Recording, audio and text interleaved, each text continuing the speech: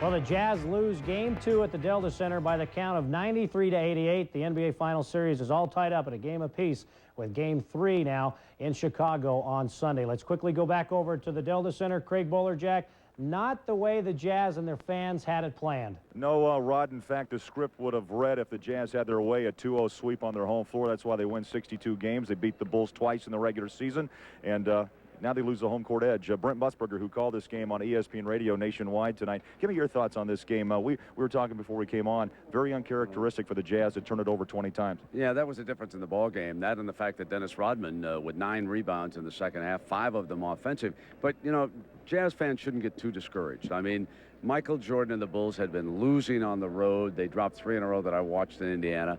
They break through. Yes, they've got the home court advantage, but I don't think anybody can sweep the Jazz 3 straight times. I think we're coming back to Salt Lake. I think the only question is, can the Jazz dig in and win 2 of the 3 and come back here 3-2, or will they be down 2-3, and then we'll leave it up to the Delta Center crowd to tell. But I'm surprised. I did not expect this to happen. I thought the Jazz would have a 2-0 lead going to Chicago. I think when you look down the stat sheet, there's a couple other things that jump out at you, Brennan. That's the offensive rebounding. The Jazz won the rebounding war, but they lost it, however, on the offensive end. Oh, yeah, exactly. You know, and that's desire, isn't it? And, of course, the other thing for the Jazz is where's Karl Malone's jump shot? Yeah. I mean, that has suddenly disappeared here for 2 games, and if he's not going to shoot, they're going to have difficulty finding, you know, success offensively because they rely so much on Karl. Yeah, 14 of 41 for Karl Malone in the first 2 games of this series. Let me ask you from a national perspective, 10-day layoff, do you think this is this a situation for Malone having too much time because he had the rhythm against the Lakers? Well, yeah, I gave him the benefit of the doubt in Game 1 and said it was too much time off, but certainly now he should be back into the flow. I think he was like 0 for 4 in the second half, and he had only 1 shot in the fourth quarter. And Dennis Rodman once reached around and knocked the ball out of his hands. We have not seen Rodman in the past play well against him.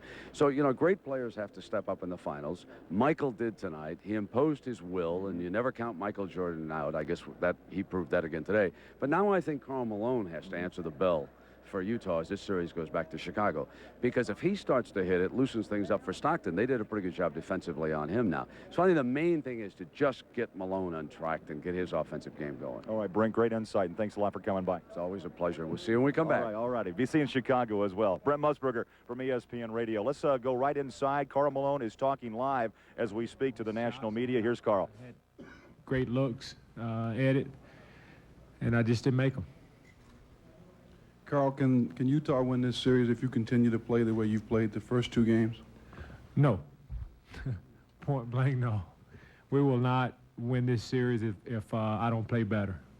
And that's just facts. That's just the way it is.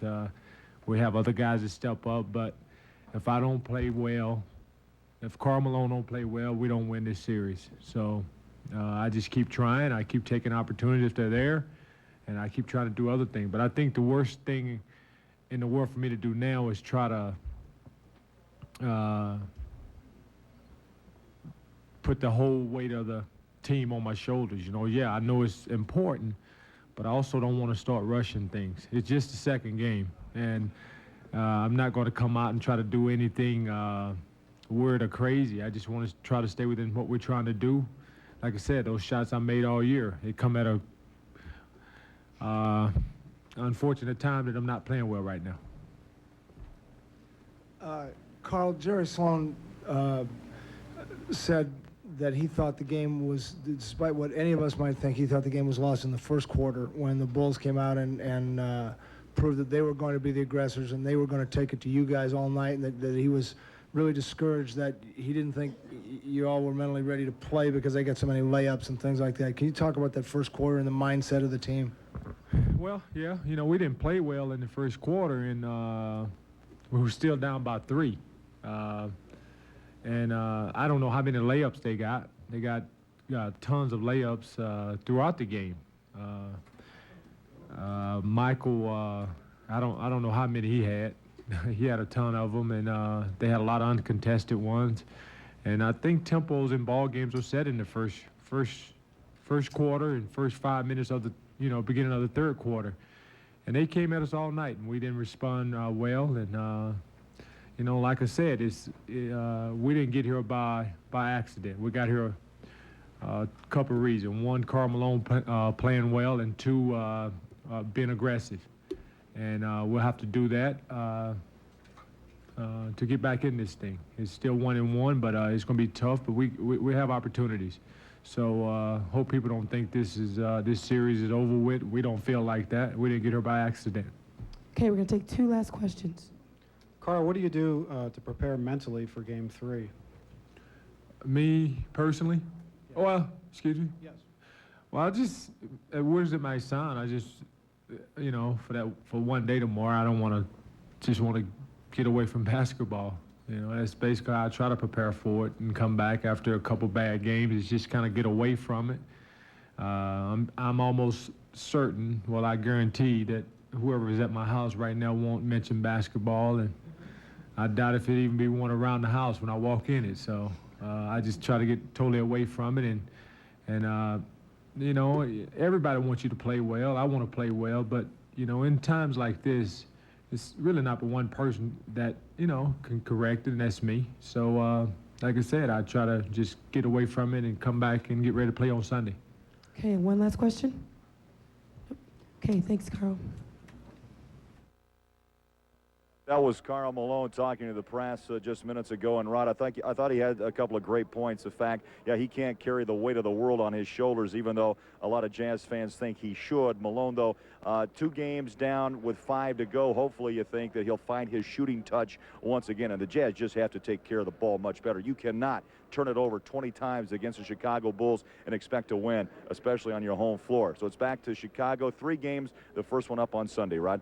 But Bowler, don't you think Karl Malone actually put some pressure on his shoulders today, because he said, if I don't play better, we won't win this series? That's pressure on yourself. It is, and you know what? And I think this comes off the 10-day layoff. He was playing the best basketball of the season, especially in postseason play against the LA Lakers. They swept them out in 4. Malone is a rhythm type of shooter, as you know, and he had the rhythm against the Lakers. He wanted to tell us, nope, I'm going to be fine. The layoff won't hurt. But I'll tell you what, the layoff hurt Karl Malone. And, you know, he also plays better on the road. The Jazz had a great road series in the month of March. They finished up strong in the month of April. And Karl Malone likes to play on the road. He likes to get angry against the fans. And I think that bodes well for the Jazz in Chicago. All right, Bowler, he has less than 48 hours to find that rhythm once he had just a couple of weeks ago. Thanks, Bowler. We'll get back with you in just a second. All right, we're going to take a break, and we'll be back with more of our Show Me the Title Right Here, Right Now update show. First, a little bit of Jazz trivia. When was the last playoff game that Karl Malone was not the leading scorer of the Jazz? The answer coming up next. As well, tough battle, no question, against the Chicago Bulls. You mentioned last night in last night's show that you had to win the board battle. Now, numbers-wise, you do, 34-32, but it's the offensive side that the Bulls had the upper hand tonight against the Utah Jazz. Definitely. We allowed them 18 offensive boards on our 9, and it cost us big time. We can't allow that, and we can't allow Dennis Rodman to get in there and get those type of boards and keep his team hyped up. 18-8 on the boards offensively. Talk about 18-9. Talk about also turnovers, because it's very uncharacteristic. Asking Brent Musburger, anybody, the Jazz are a team that handles the ball well. Isley's picked that up.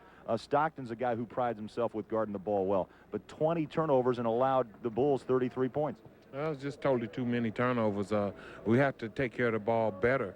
If we don't do that, then we're in a lot of trouble against Chicago, and that showed tonight. Antoine, is that concentration from a player standpoint, or is that just good defense from Chicago? I think it's a combination of both. They play some different type of defense on our pick and roll, and we have to adjust to it. And I don't think we did a good job of that tonight. Mental attitude right now in that locker room. You worked hard. 62 games during the regular season, victorious. You beat the Bulls twice in the regular season. You had the home court. Now you split here at home. What's your thought mentally? Well, my thought is we have to go down there, rebound this time, play with a lot of execution and desire, and get this home court advantage back. If we don't do it, we're going to be in big trouble. All right, Antoine, stay with us. We'll come back with more of the show. We'll take a break. Also, we'll check both locker rooms. Stick around as the show rolls on after this. All right, welcome back to the Delta Center. Jazz lose game 2 by 5, 93-88. So this series is all tied up at 1 apiece, and it did not take long for this Delta Center crowd just to clear out of here tonight. Let's go over to the Jazz locker room. Alema Harrington has been inside talking to Jazz players. And Alema, I doubt there's a sense of panic, but yet this was a disappointing performance for Utah. Disappointing for a number of reasons. A few things that jump right out at you. One of them is officiating. You know the Jazz are not going to talk about that. The other two they will talk about. 20 turnovers, they don't want to do that again. And then the second chance points in this game, offensive rebounds. The Bulls got 18, and that was huge. Let me break down the last portion of this game for you. In 8 minutes in the final quarter of this game, 8 shots for the Chicago Bulls. They got 6 rebounds on those shots, and they scored 4 field goals from those 6 rebounds. They cannot allow Chicago to do that again. The series is tied now at 1 game apiece, and here's what the Jazz had to say after the game. It just came out and started flat. I mean, we still were in a position to win the game, and they executed better, and we turned the ball over more down the stretch.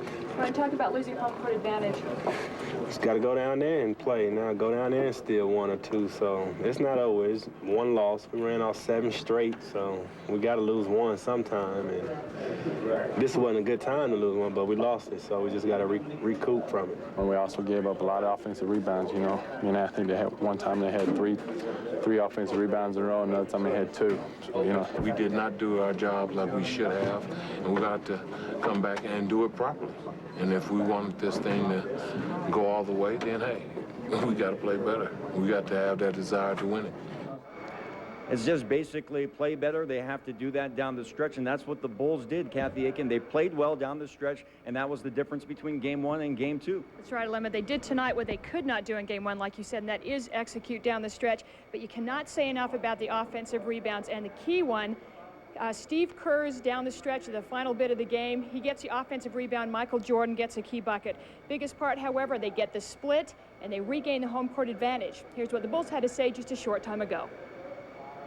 Offensive rebounding was big. I think we went to the basket hard and you know, attacked them inside, and that's got to be a key for us all series. We came in here thinking we could get 1 out of 2, and we did that. Now winning 3 games against any team in a row is hard, and we got to go back to Chicago and defend our turf, and we've done that well so far this year. Well, let's not forget Jordan also scored 37 points and Pippen had 21. Still, not a lot of help from the bench, but as we saw, they didn't really need that tonight. Let's go back to the floor and Craig Bolerjack. Bowler? All right, thanks a lot, Kathy. Good breakdown, guys, from the locker room. We'll come back. Big Dog will rejoin us. We'll take a look at Game 3. It's a quick turnaround for the Jazz. They'll jump a flight tomorrow afternoon and arrive in Chicago and then get it back on the floor against the Bulls Sunday right here on Channel 5. We'll be right back. For this year's historic NBA Finals, the National Basketball Association has authorized the Highland Mint to create a limited edition commemorative medallion. And now you can reserve one of these historic NBA Finals coins for only $59.95. Millions of fans will watch the NBA Finals, but just 7,500 coins will be minted before the mold is destroyed. Each is individually numbered with a certificate of authenticity. The coin features the official logo of the Chicago Bulls and the Utah Jazz and is minted with 1 troy ounce of fine silver overlaid in pure 24-karat gold by the Highland Mint, the trusted name in sports collectibles.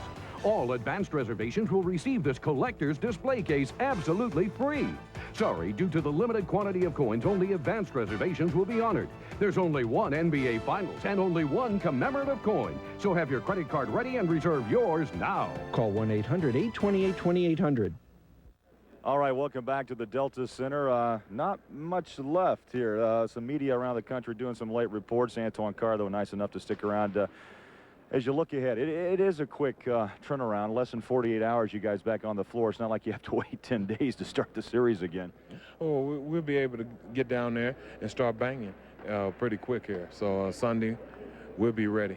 Give me that rundown for tomorrow. You guys will meet, fly out at 1:30 you mentioned, and you get to Chicago. Not much you can do. Basically a day off except for the flight?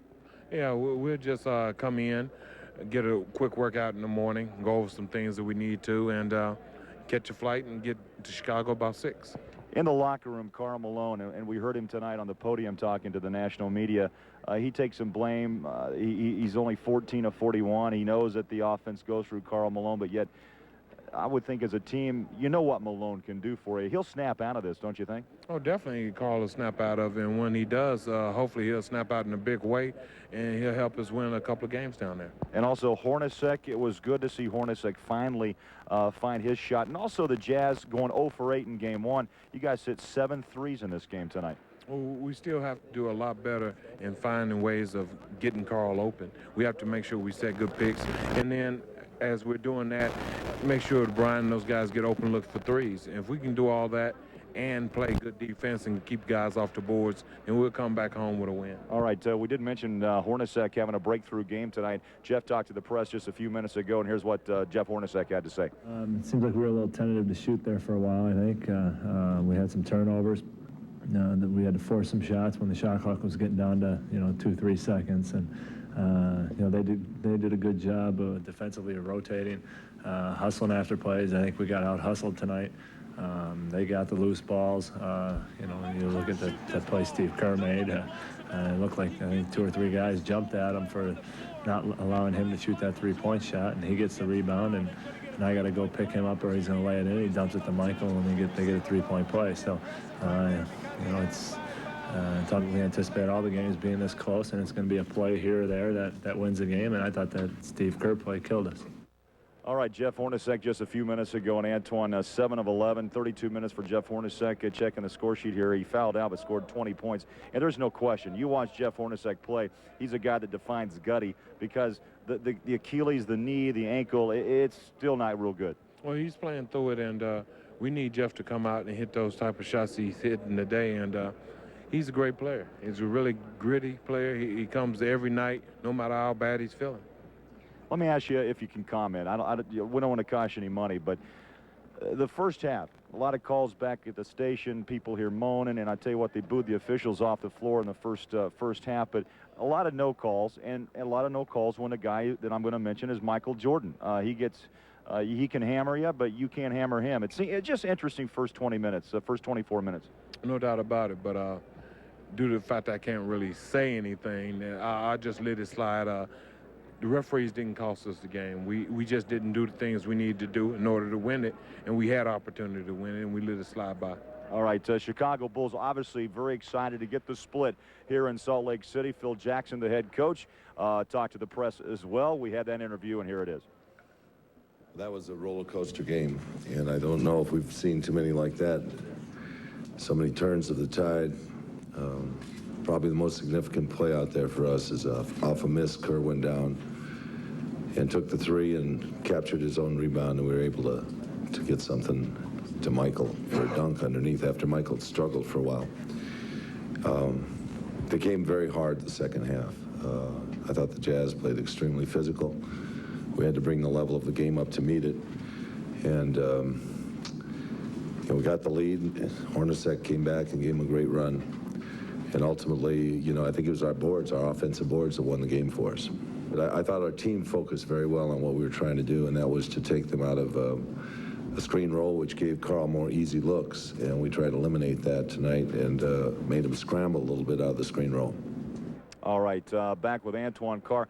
Phil Jackson makes an interesting point. He basically claims victory from the offensive end on the rebounds. As a player and the big fella you are, what are you going to do to block out a Luke Longley and even block out Dennis Rodman, the guy you played with in San Antonio? What's the trick?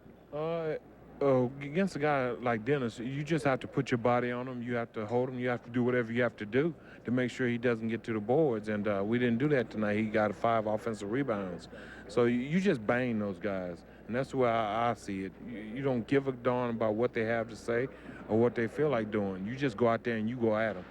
It's interesting. Rodman is getting up there in age. He admitted that tonight on NBC. It was interesting. Longley got into some foul trouble, and they had to call Dennis out of the locker room. He's in there trying to stay warm, riding the stationary bike. But Rodman really hasn't been the flamboyant Dennis Rodman that a lot of us have gotten used to know. Well, he's obviously not doing a lot of stuff he used to do because it would cost him in his pocketbook. So he's not going to risk that money by getting out of hand and getting crazy. He wants to go down to Vegas and gamble still. Yeah, that's right. That's where he was after game 1. Final thought as you look at it, I sense no panic. Alim and Kathy were in both locker rooms, and this is going to be a long series. It looks like now could go 7. Well, it's going to be a war, and no team is going to let up. So We have to come with our intensity, our desire at the ultimate peak. And if we don't do that, we're going to be in trouble against the Bulls. All right, Big Dog, we'll see you Saturday in Chicago. All right, thank you. All right, Antoine Carr with us here. Rod, Jazz now in a fight that's tied up at 1, and they have to play the next 3 in the Windy City of Chicago. Let's go back to the studio and Rod Zundel. All right, thanks, guys. Thanks very much. All right, here's the schedule tomorrow. Our crew will head for Chicago. We'll originate Sports Beat Saturday live from Chicago, and then Game 3 will be right here, tip-off at 5:30 Sunday afternoon. Pre-game show begins at 4:30. That'll do it for tonight. Once again, the Jazz lose Game 2, 93-88. The series is tied up as we head back to Chicago. Good night, everybody.